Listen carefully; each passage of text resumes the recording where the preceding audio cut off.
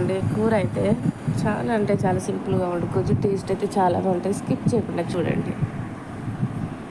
Hello అండి, hi. నేనైతే ఈరోజు అయితే చికెన్ వండబోతున్నాను. సింపుల్ ఉంటుంది, అలాగే చాలా అంటే చాలా టేస్ట్ ఉండబోతుంది.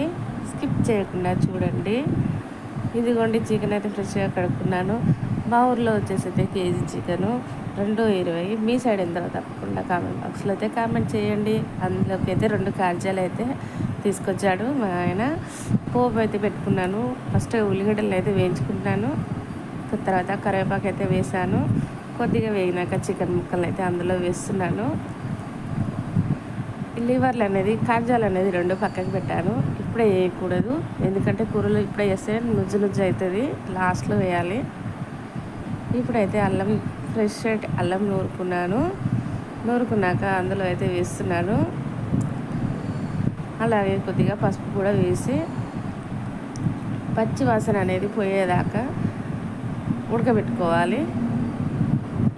ఇప్పుడు కారం, దానికి సరిపడంత కారం వేసుకున్నాను. కారం వాసన అనేది కూడా పోయేదాకా ఉడకబెట్టుకోవాలి. ఇప్పుడు అందులోకి అయితే వాటర్ అయితే పూస్తున్నాను.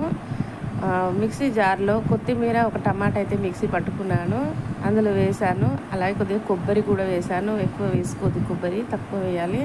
ఇలా వేయడం వల్ల అనేది అంటే కూర అనేది గుజ్జుగా వస్తుంది. ఇప్పుడైతే ఉప్పు సరిపోను వేస్తున్నాను. కాజాలు కూడా 2 అందులో అయితే వేస్తున్నాను.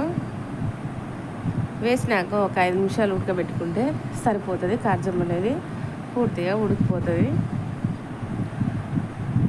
చాలా అంటే చాలా సింపుల్గా వండుకోవచ్చు. టేస్ట్ మాత్రం చాలా అంటే చాలా బాగుంటుంది.